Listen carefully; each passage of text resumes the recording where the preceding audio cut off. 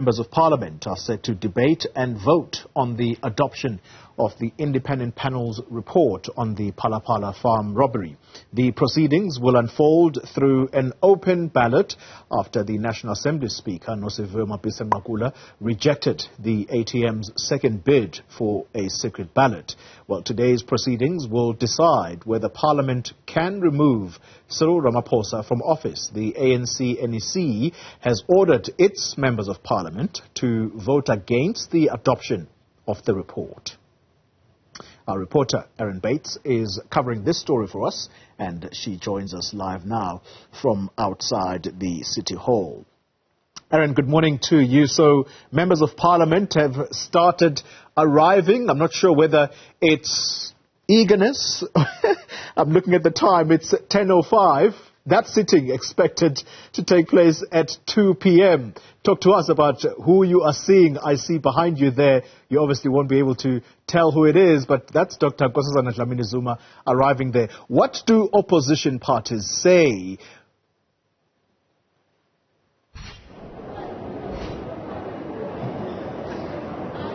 Koli, I have lost you in my ear, but I can tell you that certainly some opposition parties are very disgruntled that this will be an open and not closed ballot. You just mentioned our Traditional Affairs Minister, Dr. Nkosazana Dlamini-Zuma, Home Affairs Minister, Aaron Motsoaledi, Water and Sanitation Minister, David Mahlobo, among those from the ANC caucus who've been streaming in this morning. As you say, is it excitement or anxiety? Certainly Mahlobo seemed buoyant, he seemed resolute.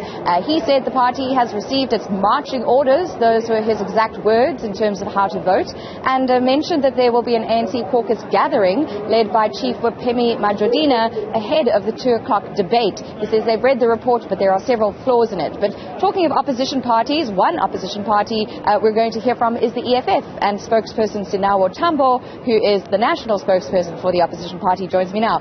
Sinawo, your take on an open versus closed ballot?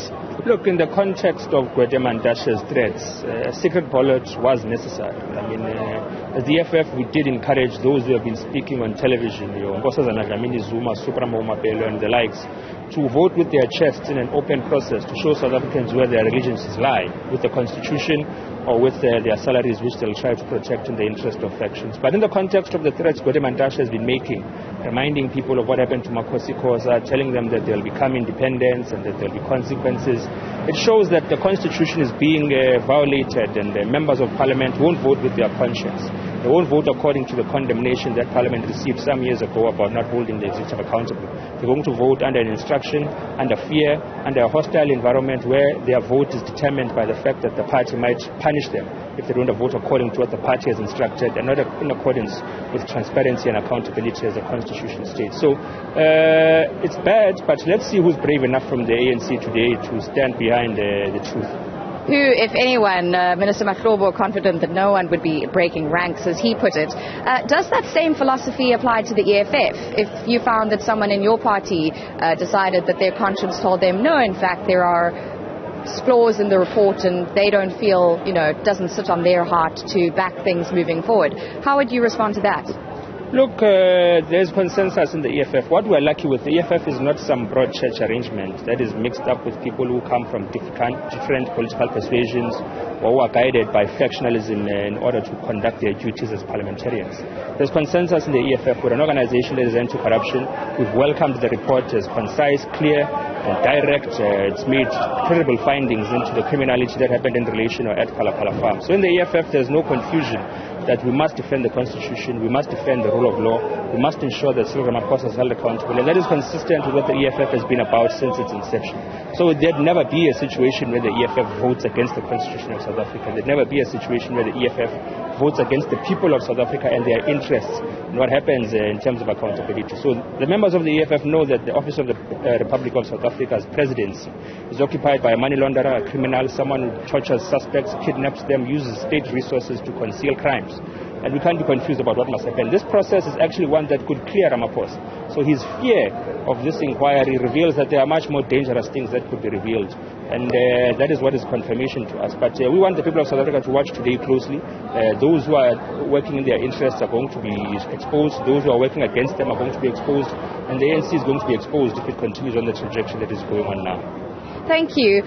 You mentioned since your inception and you're reaching your 10th year anniversary, which is, interesting and remarkable to see. So congratulations to you and your colleagues. But in terms of the process that's going on in the courts, does the EFF have any appetite to maybe join as a friend of the court?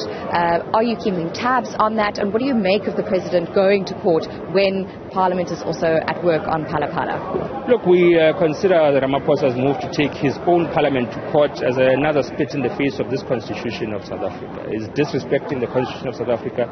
It's disrespecting the people of South Africa. It's undermining accountability and transparency. A ticket he rose on to the office of the president. And the EFF is monitoring the situation closely, and should there be a need to intervene, be it in the level of the judiciary or any other legislative measure, we will do so, and of course with consultation with other opposition parties that we have been working with over the past couple of months.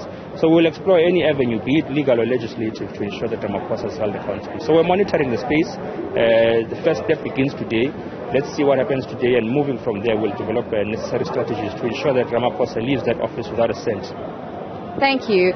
In terms of the actual report and some of the EFF discussions around it, what have you been sort of nitpicking and considering when you go through the document ahead of today? Look, we've noted, one of the most important things I think we must note is that the report found that any evidence submitted by Cyril Ramaphosa must be approached with caution. And that reveals the lack of reliability of Cyril Ramaphosa's submissions regarding this. And we've always been of that view that he's been giving different answers to different people. And it shows that he doesn't have a reliable or credible justification or moral or ethical justification for what happened at Phala Phala farm. The stories that do not correlate between his staff members, and that is something that we've also picked up and noted, that he likes to accredit any criminal activity or misdeeds to the people who work for him as if they do not work under his instructions. So those are some of the things that we have picked up. But of course the President and Commander-in-Chief will speak at length in the debate today. He'll be debating the Phala Phala report, and he'll expose much of the more deeper observations made by the EFF with regards to the report. But we've welcomed that report as an organization. We've condemned people who are trying to cast aspersions on members of the judicial panel. That panel has done its work, and its work is over. The report belongs to Parliament. It's up to Parliament to decide whether it's going to practice its oversight duty or betray the Constitution of South Africa. Crisp and concise words there from Sinawa Tambo of the EFF. Thank you very much for your time. Well, you hear spokesperson Mr. Tambo there throwing forward really fully to what we may expect to hear from Commander-in-Chief of the EFF, now turning 10 years old, and that of course is Julius Malema. So some indications of what will be in his presentations during the National Assembly gathering earlier today. Now, one thing just to bear in mind, if we can just zoom out for a little bit for a moment, is that if things do indeed move forward and there is enough breaking of ranks amongst the ANC caucus to side with opposition parties who want to see phase 2 of the Section 89 process moving ahead, we may well see something quite similar to the Section 194 inquiry with the Public Protector. That's according to law professor Pierre de Vos from the University of Cape Town. He was on Newzroom Afrika channel 405 earlier today, and this is what he had to say about that.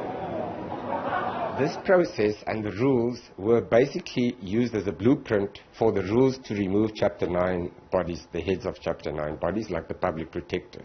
So if you've been following the Public Protector saga, this is more or less what will happen, or could possibly happen, if the process goes ahead. Hopefully it will be managed better, and it would not be so protracted, because it's a little bit ridiculous how long the Public Protector process is going on. But the two processes are very, very similar. The rules to deal with the impeachment of each of these two institutions are more or less the same. All right, very interesting views there from Professor Pierre de Vos. Erin, something just occurred to me, that perhaps the reason we are seeing so many ANC MPs making their way inside the chambers there, I now recall back at the time the many votes of no confidence that former President Jacob Zuma would have faced. They would hold caucus meetings ahead of the actual sitting that would decide on the vote. And my strong suspicion is that that's probably what they are going to be attending this morning, that caucus meeting that is going to basically give them the line of march. Am I possibly correct here? Oli, your hunch is pat on, and I'm going to just move out of shot here. In fact, speaking to Minister Maklobo a little earlier, him saying that the ANC is going together. So we've seen ministers, ANC caucus members, MPs streaming through this entrance here. High security with police on site as well as traffic officials around the precinct of the City Hall. And as you say, yes, there will be a meeting yet again when the ANC MPs are all consolidated. And that, according to Maklobo, is to simply underline the point on what are their marching orders. We see another minister right this instance walking in. That, of course, is Lindiwe Sisulu. She has been going against the president in the ANC leadership race. And now we have Minister of Justice and Correctional Services, Ronald Lamola, also striding in. So the numbers are stacking up. Seniors of the party, no less, the NEC members of the current ANC leadership, and they will be having their discussion. We now have Minister Mbalula, and I'm going to be very cheeky, Minister, and just say good morning from Newzroom Afrika. How are we feeling? Yeah, very good. I'm very okay. You're very okay. Yeah, how is the party, though? Are you okay? Where do you stand on things? Are you consolidated? We will not work against the president. If the president of the ANC was to be removed, he will be removed by us, not through impeachment, working with other people who are opponents to the African National Congress. As a matter of principle, first and foremost, we can't agree to that. It is the ANC itself that will take that decision. And the ANC have taken a decision. But for me, personally and politically, informed by my political conscience and my political education, I don't need to be convinced by anybody to understand who are my opponents. And I can't go with them to bed. I've been like that, evergreen, and I'm still like that till today.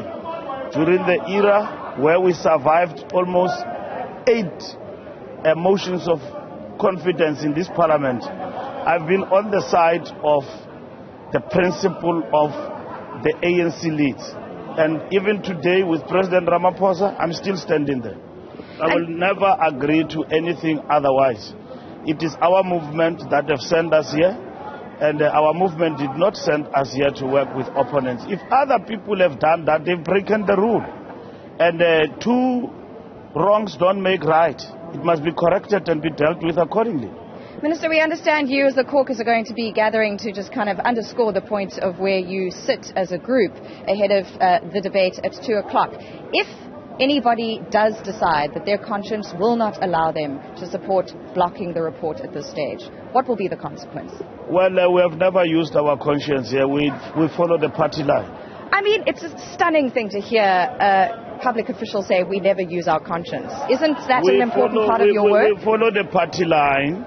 And historically here in this parliament, many things have happened, not even now. I mean, there was a woman here, a comrade of ours, who followed his conscience when it came to the issues of gender, in terms of legislation that has been passed here. We said no, the ANC party line. We are sent by the ANC here.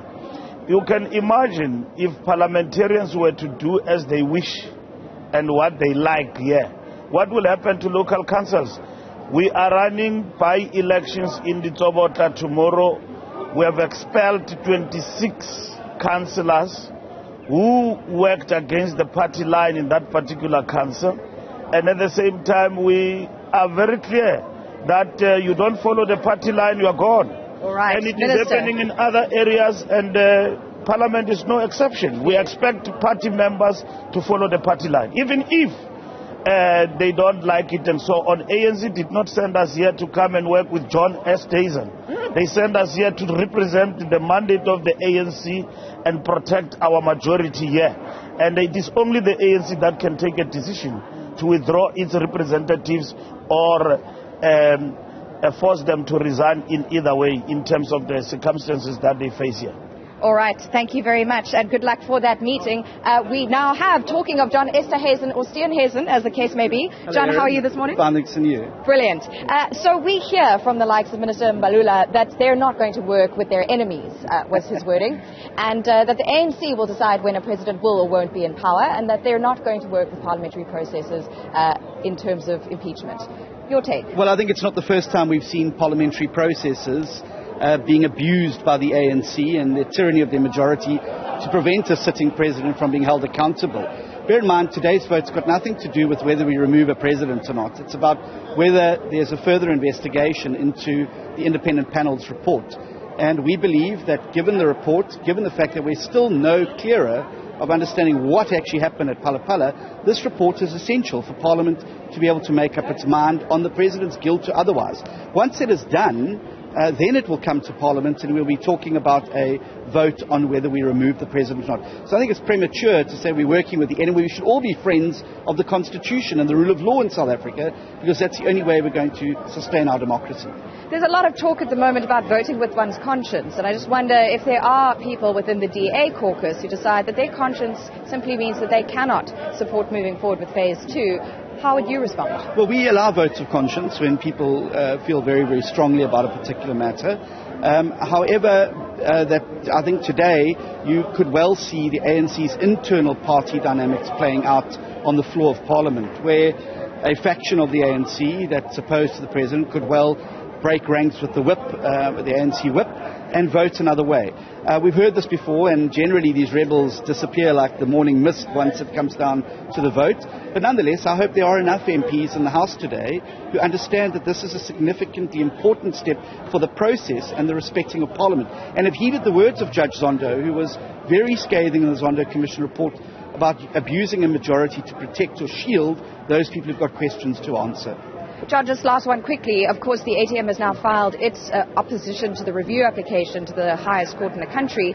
Will the DA be looking to join as a friend of the court? Do you want to make submissions on the review, which is in the pipeline? No, we won't be making submissions. I think that the papers, it's a matter between the respondents and the applicants. However, we've been very clear that I think it's premature of the President to rush to court. There's no imminent harm that's being done. He isn't being impeached if the vote goes ahead today. And that all of the defects he has with the report could well have been raised in the parliamentary process. And I stress it again, that we're not saying the President's guilty or innocent, but we do want an opportunity to call witnesses, to subpoena documents, to bring in the South African Reserve Bank, the South African Revenue Service, the Wally Roode and others, to get to the bottom of what really happened there. The panel wasn't able to do that, and I think before Parliament can make a decision of guilt, otherwise it needs to have a full set of facts. That's all this process is seeking to do, is to get the facts on the table so we can then make a decision what the next step is. John Steenhazen, head of the DA, thank you very much for your time. Oli, there you have a myriad of views. We've gone from the EFF, Sinawo Tambo, to Minister Fikile Mbalula, resolute that the ANC caucus must really leave its conscience at the door right here on the steps of the City Hall, and then John Steenhazen of the DA with the party's position heading into that discussion at 2 o'clock. Oli? Erin Bates, thank you very much. And I think it's quite important, as Erin states there, the last point about the MPs of the ANC leaving their conscience at the doorstep before they step into that particular chamber. Let's remind you that the ANC MPs, at one of the instances of the motions of no confidence against Jacob Zuma, some of them did in fact vote with their conscience. So let's correct the Minister of Transport, Fikile Mbalula. Sometimes politicians do tell untruths, and Fikile Mbalula in this instance is not telling the truth. Some ANC MPs actually did vote with their conscience, as they said at the time. All right.